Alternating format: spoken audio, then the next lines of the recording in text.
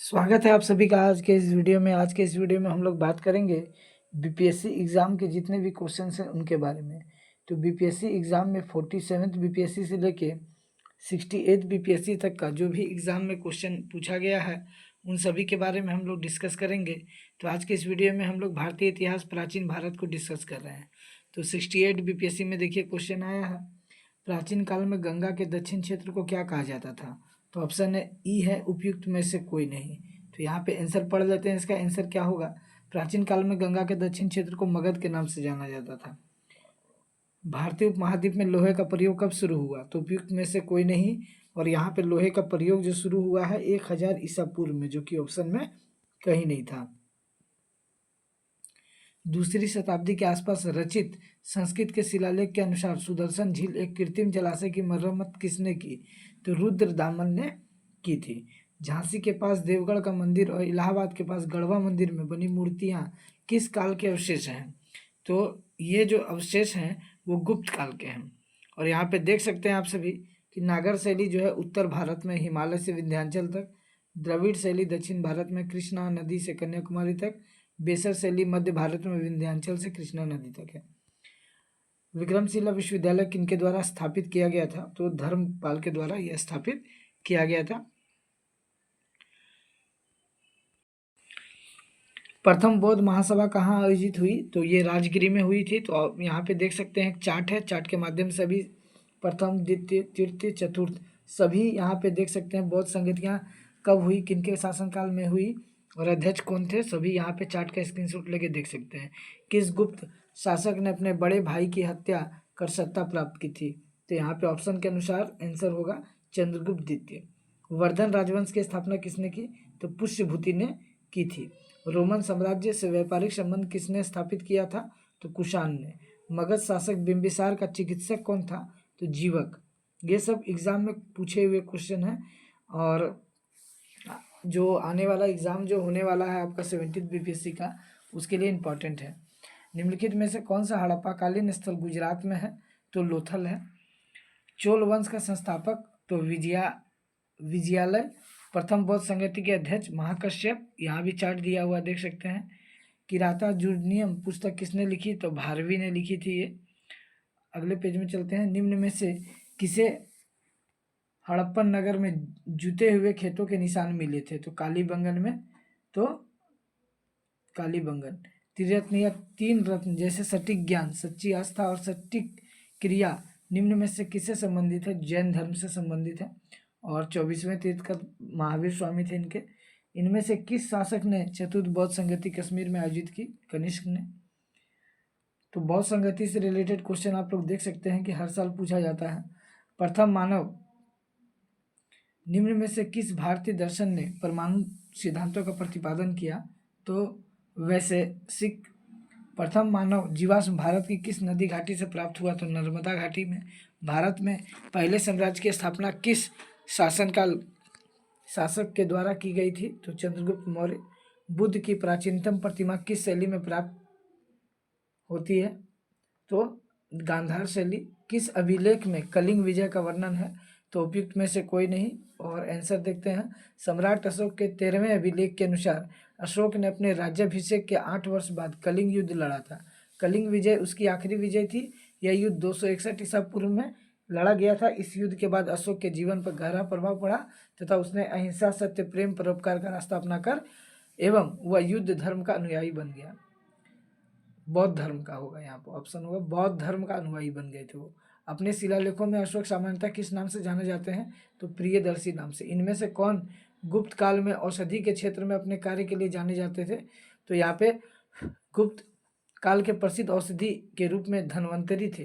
निम्नलिखित में से प्राचीन भारत की कौन सी लिपि दाहिने से बाएं की ओर लिखी जाती है? दाहिने से बाएं की ओर लिखी जाने वाली लिपि जो है वो खरोष्टी है। निम्नलिखित में से कौन सा बंदरगाह गुप्त काल में उत्तर भारतीय व्यापार के लिए उपयोग किया जाता था? ताम्रलिप्ति। निम्न कथनों में से कौन से कथन सही हैं? तो 1 और 2। एक में क्या है? तो हड़प्पा का उत्खनन 1921 में किया गया था। दूसरा वर्तमान में हड़प्पा पाकिस्तान में। ये दोनों कथन सही है। निम्न में से कौन सी नदी सप्त सैंधव प्रदेश में समाविष्ट नहीं थी? तो साबरमती। अगले पेज पे चलते हैं। तो अगले पेज पे यहाँ पे देख सकते हैं ऋग्वैदिक कुछ नदियां हैं और उसके वर्तमान नाम है, जैसे कुरुब का कुर्रम, कुबा काबुल, विस्तता झेलम, आस्किनी चिनाब, पारुसनी रावी, साधारणीरा गंडक, सरस्वती गग्गर। चंद्रगुप्त मौर्य ने सेल्यूकस को बख्शिश के रूप में क्या दिया था? तो 500 युद्धक हाथी दिया था। तो यहाँ पे देख सकते हैं निम्नलिखित में से कौन सा जोड़ा सही नहीं है? तो आर्यभट्ट बृहत संहिता। तो 10 कुमार चरित के लेखक दंडी हैं। इस रचना में 10 कुमारों ने अपनी अपनी यात्राओं के अनुभवों का वर्णन किया है। पंचतंत्र पुस्तक के लेखक विष्णु शर्मा है। स्वप्न वासनवदत्ता के लेखक भास हैं। यह 6 अंकों का एक रोचक संस्कृत नाटक है। बृहत संहिता के लेखक वारामिहिर है। यह संस्कृत भाषा में लिखा गया है। इसमें खगोल शास्त्र से संबंधित बातों का वर्णन है। आर्यभट्ट की प्रसिद्ध पुस्तक आर्यभट्टीय है, जो 5 भागों में विभक्त है। गीति, कबदम, 10 गीतिका, गणितपाद, काल क्रिया और गोलशादा। अगला क्वेश्चन, विग्रहराज 4 ने अजमेर की 2.5 दिन का झोपड़ा नामक मस्जिद से के पहले किसका निर्माण कराया था? तो स्कूल का। निम्न कथनों में से कौन से कथन सही हैं? तो 1, 2, 3, 4। तो क्या है? कल्हन का ग्रंथ राजतरंगिणी संस्कृत में है। इब्न बतूता को दिल्ली का काजी नियुक्त किया गया था। अब्दुल हामिद लाहौरी का पादशाहनामा शाहजहां के शासनकाल के बारे में है। अमीर खुसरो सितार का आविष्कारक था। गौतम बुद्ध ने अपना प्रथम उपदेश कहाँ दिया था? तो सारनाथ में दिया था। गौतम बुद्ध का जन्म 563 ईसा पूर्व में हुआ था। भारत में पशुपालन एवं कृषि की प्राचीनतम साक्ष्य प्राप्त हुए थे। तो ये प्राचीनतम साक्ष्य मेहरगढ़ से प्राप्त हुए थे। इनमें से किसने सर्वप्रथम व्यापक पैमाने पर स्वर्ण मुद्रा का प्रचलन किया? तो विम कड़फिसेस ने। इनमें से किसने पहली बार यह व्याख्या की थी कि पृथ्वी ने अपनी धुरी पर घूमने के कारण प्रतिदिन सूर्योदय सूर्यास्त होता है? तो ये आर्यभट्ट बताए थे। सुवर्ण भूमि का वह राजा कौन था जिसने नालंदा में एक बौद्ध विहार की स्थापना की तथा उसके रख रखाव हेतु अपने दूत द्वारा देवपाल से 5 गांव दान में देने के लिए प्रार्थना की? तो बालपुत्र देव। पेरिप्लक्स ऑफ द इरिथ्रियन सी किसने लिखी है? तो ये जो पुस्तक है यहाँ पे देख सकते हैं कि पुस्तक पेरिप्लस ऑफ द इरिथ्रियन सी पुस्तक भारत तथा रोम के बीच घनिष्ठ व्यापारिक संबंधों पर आधारित है। इस पुस्तक के लेखक का नाम स्पष्ट नहीं है। इस पुस्तक से भारत के बंदरगाहों तथा व्यापारिक वस्तुओं के बारे में जानकारी मिलती है। सिंधु घाटी सभ्यता की सबसे महत्वपूर्ण विशेषता क्या है? तो पक्की ईंट से बनी इमारत। मेगास्थनीज दूत था सेल्यूकस का देख सकते हैं, सेल्यूकस का। कौटिल्य की प्रसिद्ध कौटिल्य की प्रसिद्ध पुस्तक अर्थशास्त्र किस विषय पर आधारित है? तो शासनकाल के सिद्धांत और अभ्यास। त्रिपिटक किसकी धार्मिक पुस्तक है? तो त्रिपिटक आप सभी को पता होगा कि बौद्ध धर्म का है। त्रिपिटक के भाग देख सकते हैं यहाँ पे कई सारे हैं। अशोक के धम्म का मूल संदेश क्या था? तो सम्राट अशोक ने अपने अभिलेखों में धम्म शब्द का प्रयोग किया है, जिसका तात्पर्य प्रजा के नैतिक उत्थान के लिए प्रस्तुत की गई आचार संहिता से है। अशोक ने धर्म की जो परिभाषा दी है वो राहुलोवाद सूत्र से ली गई है। भारत में शिलालेखों का प्रचलन अशोक द्वारा शुरू किया गया। पुराणों में अशोक को अशोकवर्धन कहा गया है। मौर्य समाज का 7 वर्गों में विभाजन का विशेष रूप से उल्लेख किया जा सकता है। तो मेगास्थनीज की पुस्तक इंडिका में। प्रसिद्ध चीनी यात्री फाहियान ने किसके शासनकाल में भारत की यात्रा की थी? चंद्रगुप्त द्वितीय। अगला क्वेश्चन देख सकते हैं। अगला क्वेश्चन है, चोल काल किसके लिए प्रसिद्ध था? तो ग्राम पंचायत के लिए। दक्षिण भारत के मंदिरों के आकर्षण द्वार क्या कहलाते हैं? तो गोपुरम। चीनी यात्री सुंग युंग ने भारत यात्रा की थी 515 से 520 ईस्वी।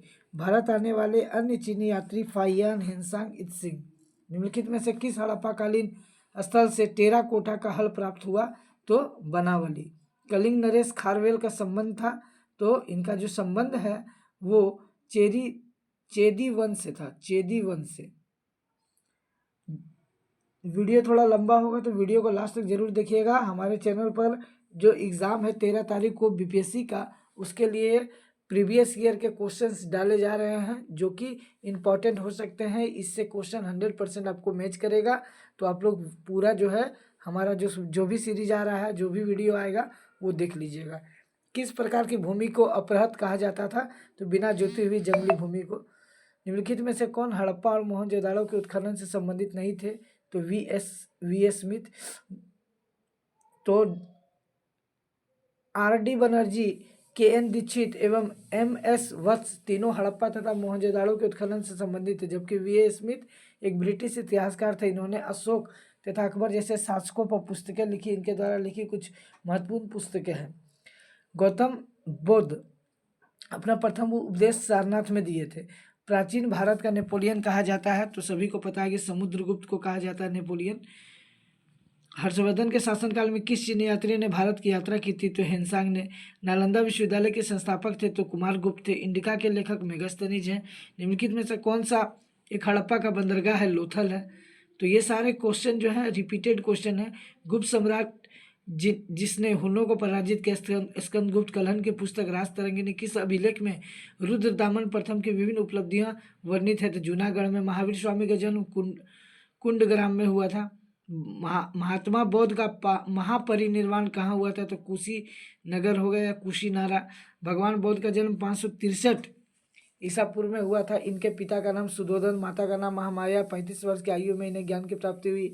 इन्होंने अपना पहला उपदेश सारनाथ में तथा सर्वाधिक उपदेश श्रावस्ती में दिया था। 483 ईसा पूर्व में कुशीनारा या कुशीनगर ग्राम में इन्हें महापरिनिर्वाण की प्राप्ति हुई थी, यानी कि इनका देहांत हुआ था। महात्मा बुद्ध ने अपना प्रथम धर्म चक्र प्रवर्तन किस स्थान पे दिया था? यानी पहला उपदेश सारनाथ में। मगध की प्रारंभिक राजधानी गिरिब्रज राजगृह। अजातशत्रु के वंश का नाम हर्यक। तृतीय बौद्ध सभा किस स्थान पर बुलाई गई? पाटलिपुत्र। कौटिल्य का अर्थशास्त्र कितने अधिकरणों में विभाजित है? तो 15। सेंड्रोकोट से चंद्रगुप्त मौर्य की पहचान किसने की? विलियम जोन्स ने। अशोक के ब्राह्मी अभिलेखों को सर्वप्रथम किसने पढ़ा? प्रिंसेप ने। अंतिम मौर्य सम्राट था बृहदर्थ कनिष्क के शासनकाल में बौद्ध सभा किस नगर में आयोजित की गई थी? कश्मीर। मेगास्थनीज की पुस्तक का नाम इंडिका। हर्षचरित नामक पुस्तक किसने लिखी थी? तो आप सभी को पता है हर्षचरित बाणभट्ट के द्वारा लिखा गया है। मुद्रा रक्षक विशाखा दत्त।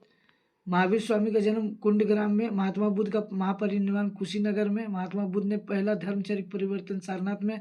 मगध की राजधानी गिरिब्रज या राजगृह। तो ये सारे रिपीटेड क्वेश्चन देख सकते हैं। नंद वंश के पश्चात मगध पर किस राजवंश ने शासन किया? तो मौर्य ने। मौर्य काल में शिक्षा का सर्वाधिक प्रसिद्ध केंद्र तक्षशिला था। तृतीय बौद्ध महासभा का सभापतित्व किया गया मेघलिपुत्र तीस द्वारा। पूर्व गुप्त काल में शीशे के सिक्के की एक बड़ी संख्या जारी की गई है सातवाहनों द्वारा। अशोक की नीति के आर्थिक परिणामों के कारण ही मौर्य साम्राज्य का पतन अधिकांशतः उचित था। इस तथ्य में किसने विश्वास किया? तो रोमिला थापर। प्रसिद्ध इलाहाबाद प्रशस्ति का लेखक कौन था? हरिसेन। बोरोबुदुर विश्व में सबसे अद्भुत स्तूप है और इसकी मूर्ति और मूर्तिकला किसके शानदार उदाहरण है? तो भारत जावा कला। प्रद्योत कहाँ का राजा था? अवंती का। हुन राजा तोरमान किस ओलिकार राजा द्वारा पराजित किया गया था? तो इसका जो आंसर होगा वो यशोधर्मन। तंजावुर में वेदेश्वर मंदिर का निर्माण किस राजा द्वारा कराया गया था? राजा चोल। निम्नलिखित अभिलेखों में से किसमें विधवा दहन का उदाहरण किया गया है? तो भानुगुप्त का एरन स्तंभ अभिलेख।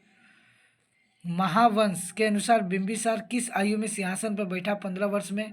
बराबर पर्वत श्रृंखला स्थित गोरखगिरी किसके द्वारा विजित की गई थी? तो ये जो है